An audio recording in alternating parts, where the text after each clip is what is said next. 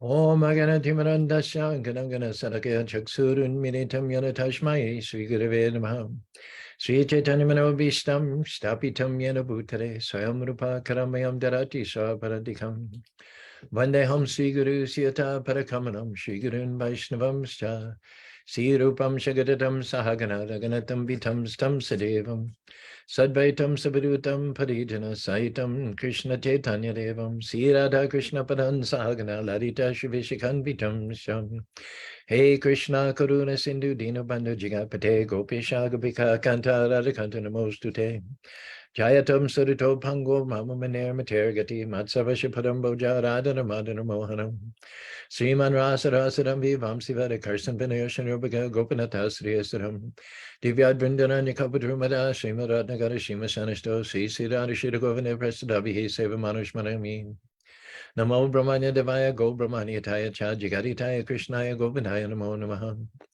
Mangalam Bhagavan Vishnu Mangalam Garudajita Mangalam Padare Kaksho Mangalayatano Hari Om Narayanaya Vidmahi Vasudevaya Dhimahi Tano Vishnu Prachodhyate Om Mahadevi Cha Vidmahi Vishnu Pandita Dhimahi Tano Lakshmi Prachodhyate Mahalakshmi Namastubhyam Sare Sare Hari Priyam Namaste Vadana Tapta Kanchana Gaurangi Radhi Vrindavaneshware Vishavanasute Devi Pranamani Pri Priyam Nama Om Vishnu Paraya Krishna Pasaya Bhutare Shrimati Bhaktivedanta Swami Namaste Saraswati Devi Gauravani Pacharine Nirvishesa Sunibari Paskata De Sadanine Sri Krishna Chaitanya Prabhu Nityananda Shri Advaita Gadadhar Shiva Sadi Gaur Bhaktivinoda Hare Krishna Krishna Krishna Hare Hare Hare Rama Rama Rama Hare Hare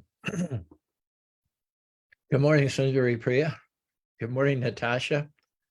Good morning, Brent G, as well as Rob here on the Zoom call, and then 5 other people live on Facebook itself. We threw in the towel finally for Krishna as the actor, the player on stage, and the magician after 23 segments, 23 45-minute segments.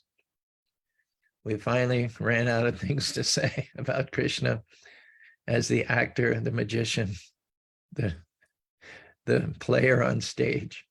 We figure it was 23 sessions, 45 minutes, approximately 75,000 words, all Prabhupada. None of it to my credit. Only credit is I've consolidated it, collated it, pulled it all together, focused it and concentrated it. So someday when I'm too old to do anything else, when I'm too old to walk, to cook, someday I'll try to edit all this stuff and produce some blog or something, printed material. Good morning, Patricia. How are you? Sending love. And Oscar sends his love to you. We posted a picture last night of Oscar with the setting sun behind him. And one of our members, Sue, not Sukshma, Sue something, I remember. I don't know how she knows, but I didn't mention the name. I just said walking home with a parrot on my arm at sunset from the temple to the ashram, and she put in the comments, she said Oscar Thakur ?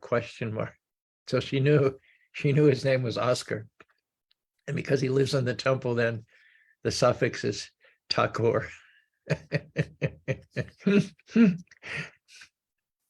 Well, thank you all for joining.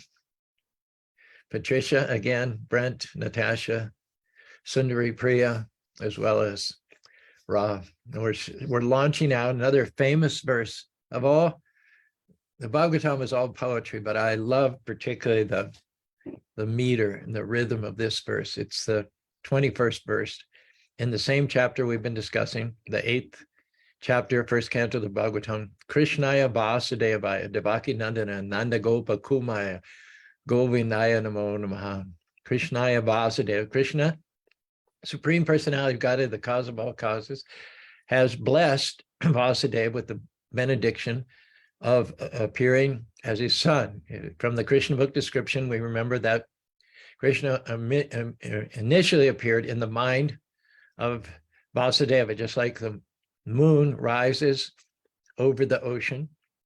The moon comes up over the ocean. I once made the mistake of saying the moon comes up in the west. My Bobby corrected me on that. It goes down in the west, actually, just like the sun. The moon comes up in the east. Just like the moon appears to arise or emerge from the ocean, Krishna arose in the mind of Vasudeva originally and then was transferred to the womb of Devaki. So this verse, and Krishna, Prabhupada once said, Krishna has no name. He doesn't have a name for himself. Krishna's meaning is in his devotees. Naham atmatmane shashe, madbhakta vinashanam. Says, without my devotees, I am nothing. Just like a diamond is nothing without a setting, without emeralds and sapphires surrounding it. Diamond itself is not particularly attractive, but when it's in a nice setting with all kinds of other jewels surrounding it in a nice pattern, then the beauty of the diamond increases much more. The sum is much more than the total of the parts. Similarly, think of an example. You see this picture behind me of the rising sun. Now, actually, what did I just say? Let's break that down. You see the picture of the rising sun. Actually, this makes my point. We don't see the sun. We're not seeing the sun. All we're seeing is the sunlight. But notwithstanding that, we're perfectly comfortable saying it's the rising sun. We're not seeing the sun, we're just seeing the sunlight. So that makes my point. What is the sun without the sunlight? The sunlight is as much the sun as the sun itself. So the devotees are as much a part of God as God is of himself. That you can't separate God and his devotees any more than you can separate the sun and the sunshine. They're part and parcel. They're complementary, supplementary. You can't say one came before the other. You can't say the sun came before the sunshine. You can't say the sunshine came before the sun. They're both simultaneously existing. Similarly, we say God is the first cause. He's the creator, but we're also of the same nature. So we didn't have any beginning either, nor do we have any end. And we're like the sunshine to Krishna's sun. One title of a previous talk was we're the glimmer, I forget whether I use the word glimmer or glitter. We're the glitter of the glimmer to God's glow. You can't separate us out. We're part of God, and God is part of us. Krishna says, I am in the hearts of my devotees, and my devotees are in my heart. You cannot, one day, Kunti says, she's the spokesman here, the last 4 or 5 weeks. We're talking and discussing the prayers of Kunti. And she said, one day the sun may grow cold, or the moon may grow hot, but you'll never be able to separate Krishna from his devotees. They're glued together. They're inseparable. They're one, not in the sense of oneness that the impersonalists, the offenders use, but the oneness is meant here to mean an intimacy, a friendship, a love that can never be broken, that can never be denied. So-called love, so-called friendship in this material world is fragile. When Vasudeva and Nanda Maharaj meet after many years in Kurukshetra, Krishna, as you know, was taken from the prison house of Kamsa shortly after birth. Vasudeva was forced to take Krishna away, give him away, in fact, to Nanda and Yashoda in Vrindavan, where Krishna grew up. He was born as a king, but given over to the Vaishyas, the village people, and grew up as a village person. And so Vasudeva is indicating here that Krishna came as a result of, came through my mind, like the moon comes from the ocean. From my mind, he went to the womb of Devaki, and then he appeared, he made his appearance in this world. But Krishna himself, although he came from the spiritual world, he left that dazzling, eternal, self-effulgent world to come to this dark world of birth and death. Krishna was consoled by the presence of his devotees. Just as Krishna is inseparable from his devotees in the spiritual world, Goloka Vrindavan doesn't just mean Krishna. It means Krishna surrounded by millions of devotees. Chiradika Madhura Nikalanjo Ratikeli Siddhai. So many arrangements are there for reciprocal loving pastimes in the spiritual world. So Krishna can tolerate this far inferior temporary material world. He can tolerate the change in atmosphere, the shift from the eternal world to the world of birth and death. He can tolerate it not on his own, but only under the condition that his devotees descend with him when he comes to this material world.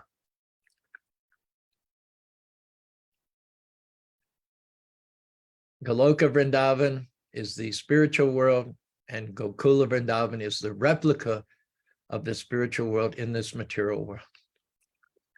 And we find no difference essentially, in as much as Krishna, whenever he appears, he always appears with his devotees, just like the sun. The sun never rose without sunshine.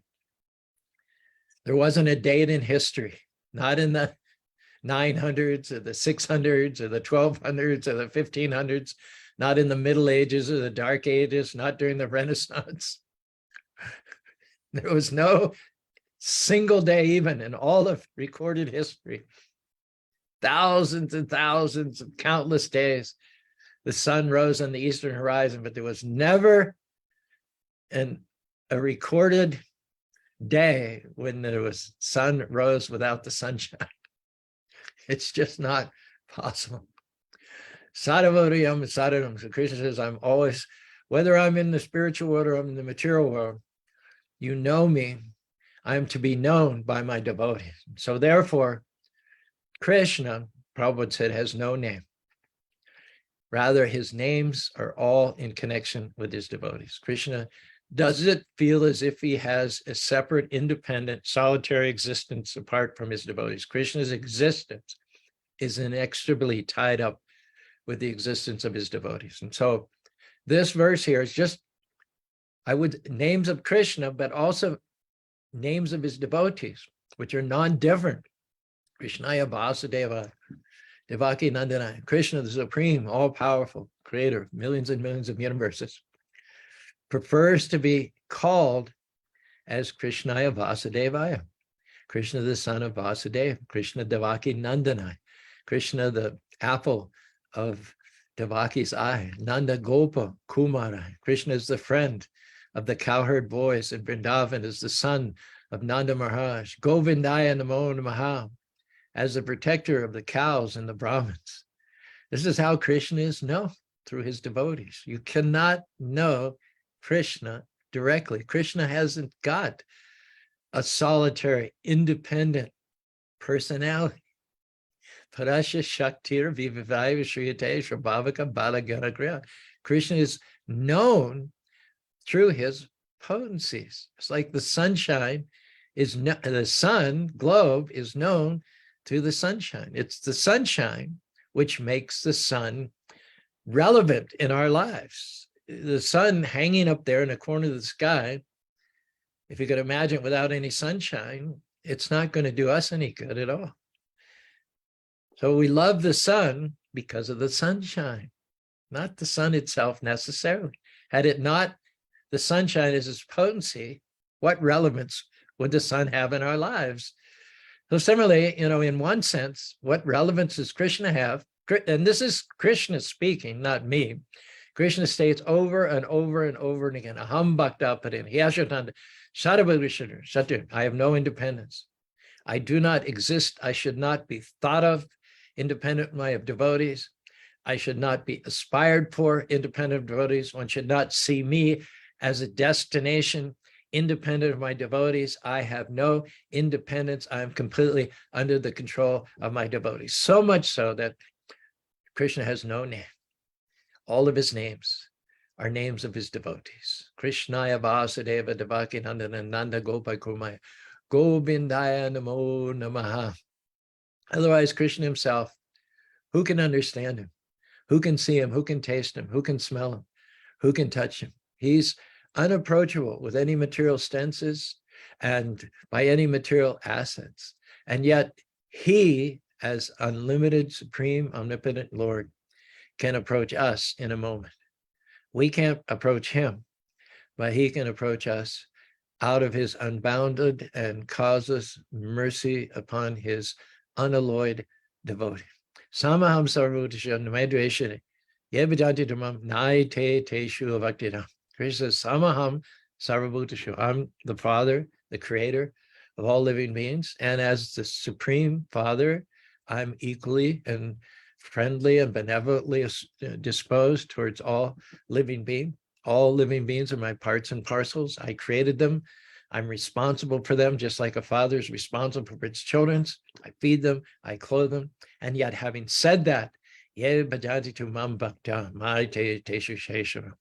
those who render favorable devotional service to me, those who become one, who merge their feeling with my feeling, their thinking with my thinking, their willing with my willing, for them I have a special place in my heart. And whenever the category of my devotees are being harassed down here on earth by the ungodly, the unrighteous, I cannot sit idly by and allow that to happen. I personally come, Atma Maya, to Paritranaya Saram, Vina Shatyaduskam, Dharma Samstapkara, Sambhavami Yuge Yuge.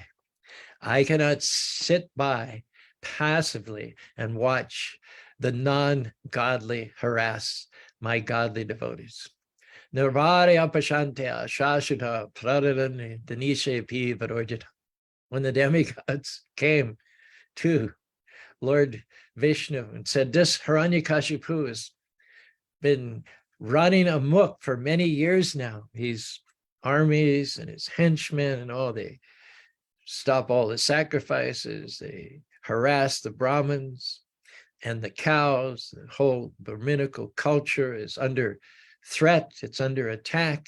You've just sat here passively while all this happened. So what is it going to take to get you involved? Tell us.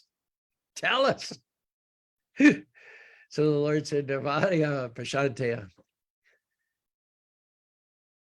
Pradada Denishe Purvita. It said, when the father Hiranyakashipu harasses his son Prahlad, Nirvarya Prashanteya, who's completely peaceful, who hasn't got an enemy in the world, no material ambitions whatsoever. He's only attached to chanting my holy names. And when he does so, Shah Mahamrita Magnachita, he merges in an ocean of transcendental ecstasy. There's no fault to him whatsoever. He is without blemish. He is without stain. He is without any character shortcomings. But when Hiranyakashipu harasses his 5-year-old son Prahlad, then I'm going to kill him. And he says, I don't care what benedictions Brahma gave him. Those are not going to protect Hiranyakashipu, because when he lifts his hand against my pure devotee, he might as well be putting a noose around his neck. No one can harass pure devotees on the level of Prahlad Maharaj and get away with it. So he said, I'll kill him in spite of the benedictions of Lord Brahma. In the end, we saw that he did observe the benedictions of Lord Brahma, but that was incidental. The main point was, don't mess with my devotees. Krishna is sending a very clear and unadulterated message. There are many instances, as we know, where Krishna descends to curb the miscreants and to protect the devotees. But Queen Kunti is especially indicating in this verse, Krishnaya Vasudeva Devaki Nanda Gopakumar Govindaya Namo Namaha, that the descent of Krishna is special, unique, to be distinguished from all the other incarnations like Kurma, Varaha, Matsya. Even Ram is another human-like avatar, another human incarnation, and yet Ram was sequestered within the palace. He was born as the son of King Dasarath and Queen Kaushalya, and he spent his life, as princes do, so more or less isolated inside the palace of the king. Now, as opposed to that, Krishna, although he was also born in a king's family. He was, no sooner did he appear within this world than he was whisked away to Vrindavan, put in the bed of Mother Yashoda, and brought up as a Vaishya. Instead of being within the palace walls and being tutored by special teachers and having special lessons and classes on diplomacy and martial arts and royalty, Krishna had none of that special treatment. He was just rolling around in the dust of Vrindavan. One benefit of Krishna being brought up in a rural, laid-back, sort of what the world would call a low-class atmosphere. Think of it nowadays. If you raise cows, you're considered to be backwards. You're considered to be a country bumpkin. You're made fun of in the comedy shows. And yet there was no more nobler occupation than raising cows at the time of Krishna. There was no more revered position in society than he who protected the cows and he who was a Brahmin, representing Krishna through the words coming from his mouth. So in that village, which the principals were the cows and the main commodities were dairy products, Krishna had, if not the respectability of a prince, he had the respectability of being amongst Nanda Maharaj and the cowherd boys and doing the most valuable commercial service for society. There was so much milk, so many dairy products produced in Krishna's village that they would give them to the monkeys. Krishna indicated when it comes to producing milk, which is nourishing and full of protein and healthy, raw, natural milk from cows that are protected and loved, there is no better food, not only for the brain, but for the rest of the body as well. And from milk, you get yogurt, butter, cheese, ricotta, sour cream. We love to eat not only milk, but all the, actually, some people, they say they don't like milk, but they won't say they don't like ice cream. They won't say they don't like frozen yogurt. They won't say they don't like sour cream. So in one form or another, we relish the taste and the nourishment that milk gives us. And so Krishna was whisked away to a village. Its principal activity was protecting cows and producing so many unlimited dairy products. There was no adjustment. There were no quotas. The cows produced so much milk that the fields were white with the milk which dripped from the overflowing milk bags of the cows. Nowadays, the role of the farmer, the cattleman, is reduced. It's ridiculed. It's mocked. And in fact, Prabhupada says that society which does not protect the cows, rather slaughters the cows, is not a human society. Why does he say that a society based on cow slaughter is not even human? Because the members of that society are going to take subhuman births in their next life as a result of the paramount sin of killing the cow, who is considered a kind of mother in as much as she gives us dairy products. Because of the great sinfulness of cow killing, which is all pervasive throughout the society, hardly anybody is going to get a human birth next life. They're all going to find out what it's like to be on the other end of the fork. So when the whole society is rushing downwards to take another lower birth and to themselves go to the slaughterhouse, just as they have sent cows to the slaughterhouse in their human form of life, how can that be called a human society? Everybody's fate, everybody's future is to become an animal in their next life and get killed just like they're killing in this life. Someone asked me about the significance of the cow yesterday. I told him that the Sanskrit and Hindi word for meat is mans, M-A-N-S-E. It's a combination of two personal pronouns. Ma means me, and se means him. When you say the word meat in either Hindi or Sanskrit, it basically means me, what I do to him, mam se, then say ma. what I do to him in this life, he gets to do to me in the next life. Just saying the word for me gives you pause. It makes you think twice about going ahead with killing and eating the animal, because you're agreeing just by the enunciation of the word itself, you're agreeing, you're acknowledging that what you do to him in this life, you've given him permission to do the same thing to you in the next life. And when that happens, you can't cry foul. You can't say it's unfair. Just the opposite. It's perfectly fair. It's perfectly just. It's perfectly balanced. I remember when we were in Australia, we used to drive into downtown from where our temple was in Glebe every day for book distribution. There was a T intersection that we'd come to, and there was a light there. We wait for the light to change, and then we turned left on our way downtown. There was a big church there, big blocks and everything, and they had this banner hung on the church. So we looked at this every day while we're waiting for the light to change. I'll never forget. It said, when I think that God is just, I tremble for my country. When I think that God is just, I tremble for my country. We shape ourselves the joys and fears of which the coming life is made, and fill our future's atmosphere with sunshine or with shade. The tissue of the life to be, we weave in colors all our own, and in the field of destiny, we reap where we have sown. We are the living graves of murdered beasts, slaughtered to satisfy our appetites. We never pause to wonder at our feasts if animals like humans have rights. We pray on Sundays when we have light to guide our footsteps on the path we tread. We're sick of war, we don't want to fight, and yet we gorge ourselves on the dead. Like Caru and Crow, we live and feed on meat, never considering the pain and suffering we cause. If thus we treat defenseless animals for sport or gain, how can we hope to attain the peace we say we are so anxious for? Cruelty begets its offspring, war. As you sow, you shall reap.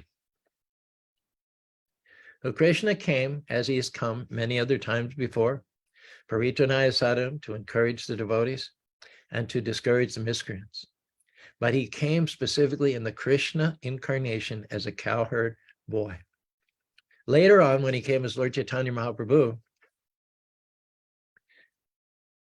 some people were praising Lord Chaitanya as God. They were saying to Lord Chaitanya, you are an incarnation of God. You are Krishna himself in your devotional incarnation, which was true. But Lord Chaitanya wanted to make another point. So he deflected that praise, that honor, with this utterance. Gopagrihe janmachire gabaraka se punyahailen brahmana choy. He says, I'm nothing special. He said, Gopagrihe, I simply had the good fortune in my last birth. Gopagrihe janmachile. Janma means birth. Gopa means cowherd boy. Gopagrihe. Grihe means position in society. So he said, in my last birth, my position in society was as a cowherd boy. Say punya hailan, and I accumulated so much punya, I accumulated so much pious activities by doing nothing more or less than taking care of the calves, that in my next life I became a Brahmin. See how exalted the role of cow protection was, that led to his becoming a Brahmin in next life. The last life that Lord Chaitanya is referring to, of course, you figured it out, is he was Krishna. Krishna's a cowherd boy. And he's saying that even though he's the Supreme Personality of Godhead, piety doesn't have any meaning when you refer to Krishna. But acting the role of an ordinary person and wanting to set an example of cow protection to society in general, he credits his birth as a Brahmin in the current life being due to his having herded and protected cows in his last life. I have attained so much pious credits in my previous life that in this life I took birth as a Brahmin. But Kunti also wonders, Maharaj Parikshit also wonders. Kunti adores especially this Krishna incarnation above all other incarnations, because in this incarnation, he's particularly approachable. Ram was also in a human-like form, but Ram was also a prince son of a king. And yet Ram never mixed with ordinary people. Ram never rolled in the dust of cow poop and urine.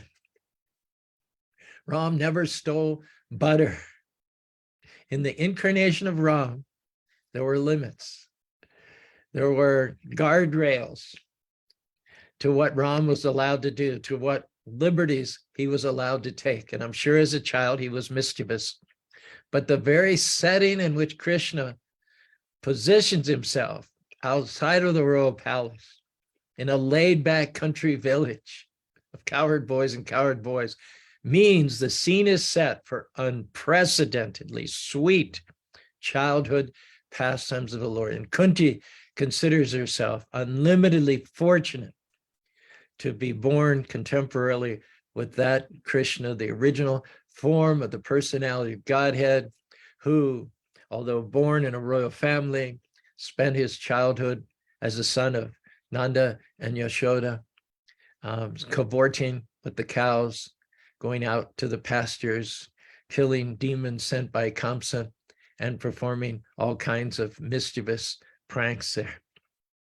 No other incarnation of God had a particularly noteworthy childhood. Their mission had to do with them being mature, at least by our estimation. But Krishna's mission had, of course, he killed demons. He did the same things that other avatars did. But really, Krishna's mission is different from the mission of all the other incarnations. There is unlimited sweetness. There is a level of sweetness in the childhood pastimes of Krishna. There is a magnitude to them which is not even hinted at in the other incarnations of God. The only other one that in any way comes close is Lord Chaitanya. Lord Chaitanya's childhood pastimes paralleled those of Krishna, also being born in a rural village in Vrindavan. But no other incarnation includes this level of sweetness and intimacy that Krishna exhibits. He is basically the people's property. He is the favorite son of common men everywhere. A parallel is Jagannath, the Krishna deity in Jagannath Puri on the east coast of India in Orissa.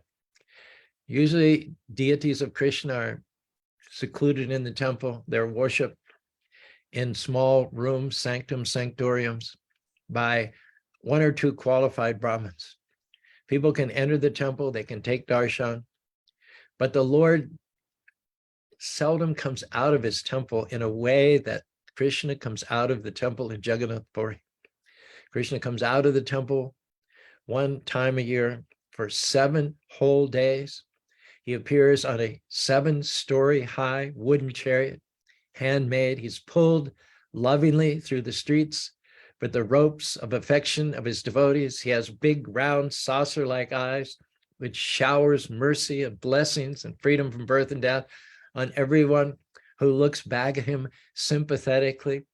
Lord Jagannath, who is an incarnation of Krishna, Lord Jagannath starts as Krishna Dwarka, but no sooner does he come out of the temple and the ropes are lifted up and pulled by the devotees, then at that moment, he's no longer a king, he's no longer distant, he's no longer separate. He is under the control of his devotees.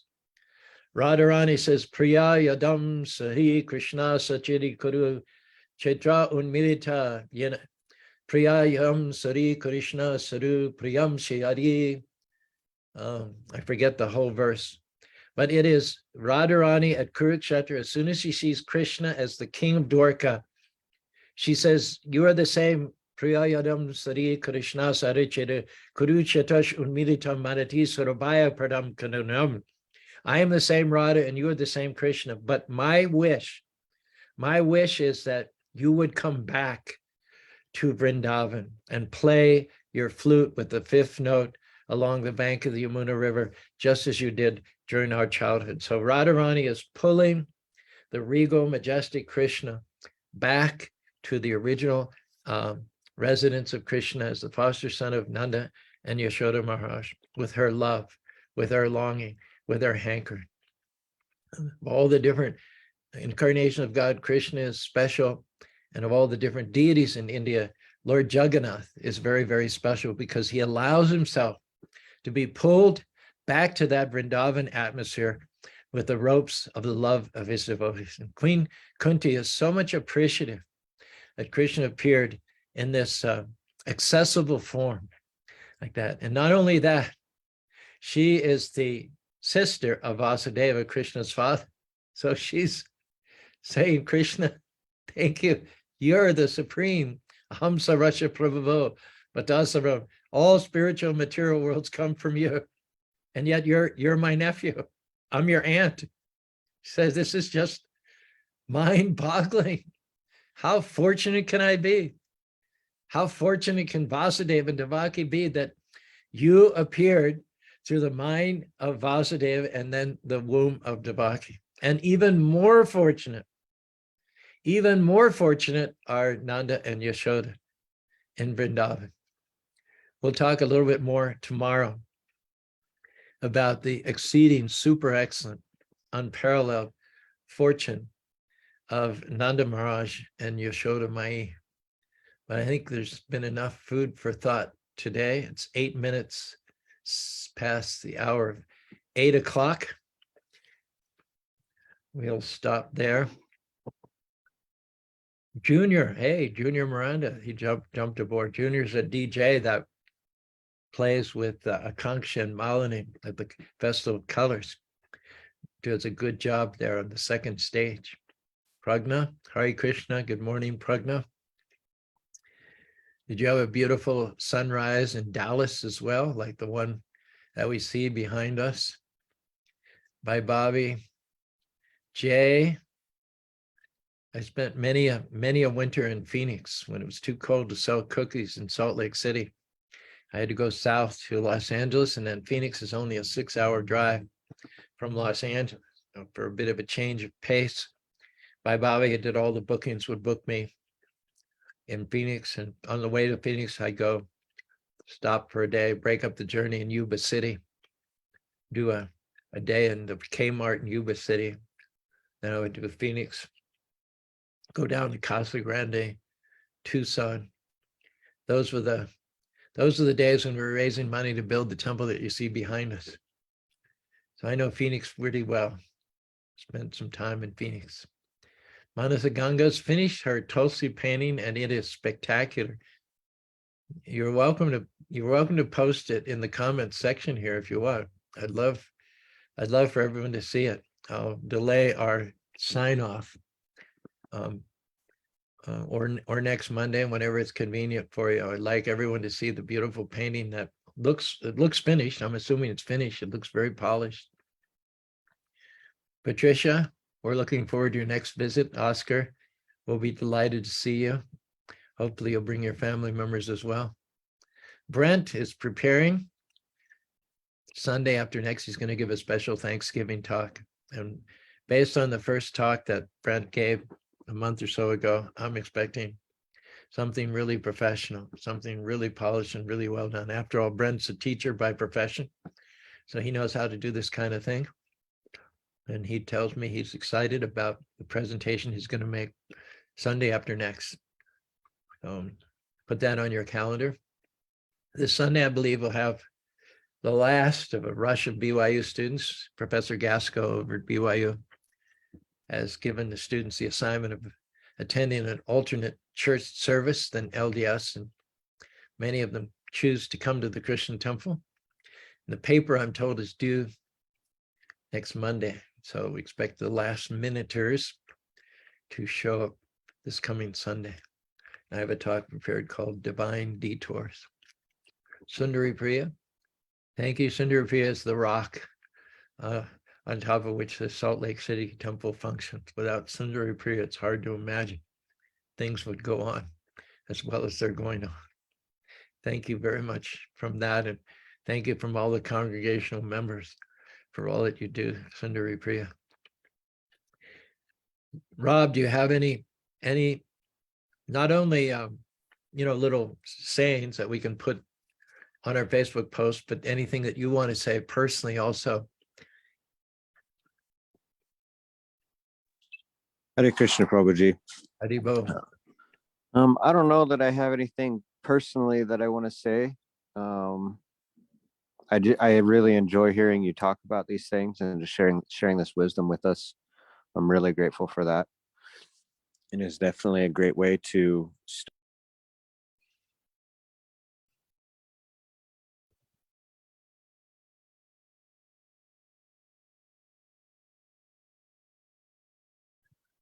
I don't hear Rob anymore. Perhaps he's in his. I don't hear Rob anymore. Perhaps he's. Are you there, Rob? Oh, yes, I got muted for some reason. Okay, I don't know how that happened. Are you there, Rob? Oh, yes, I got muted for some reason. Okay, I don't know how that happened. Are you there, Rob? Oh, yes, I got muted for some reason. Okay, I don't know how that happened. Are you there, Rob? So we've got a loop right here. I don't know. I don't know how that happened. We've got a loop. Okay. Anyway. Please do send me any hashtag quotes that you have. I look forward to them. They really kind of color up everything else that we present on Facebook there. They're a really, really nice addition. So without any further ado, we'll wind up here on Wisdom Wednesday. I've enjoyed being with you, as I hope that you've enjoyed also being part of our discussion. We'll talk more about Krishna, the cowherd boy, Krishna, the childhood prankster, next Motivational Monday. In the meantime, have a great day, great weekend, great rest of your week. Keep chanting Hare Krishna, Hare Krishna, Krishna Krishna, Hare Hare, Hare Rama, Rama Rama, Hare Hare.